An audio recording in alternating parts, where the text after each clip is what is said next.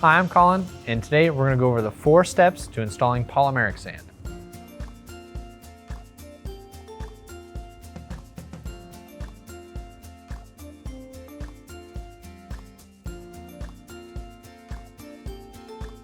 Step 1 is sweeping in the joints. Make sure your complete surface area is dry. If anything is wet, the polymeric sand will stick to it and it will stay there.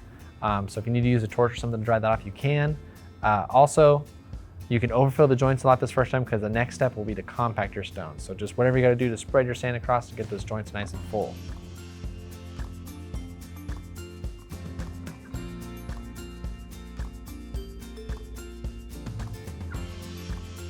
Step 2, we're going to compact our stones so long as they are a type of stone that can be compacted.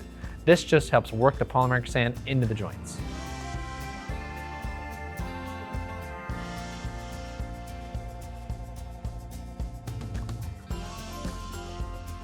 Step 3, with our sand worked in, there's going to be some low spots now in our joints. We're just going to top those off and blow off the excess to make sure we're a nice uniform 1/8 inch below the bevel of our stone.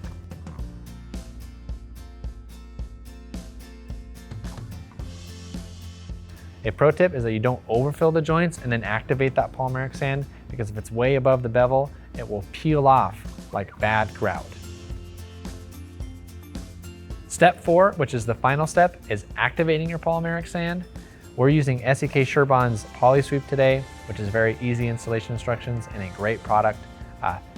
Different manufacturers of polymeric sand have slightly different instructions in terms of how much water, blowing off the excess water, but just make sure that whatever type of polymeric sand you use, you read the instructions on the back for that water activation setting and make sure you do it how they want you to do it.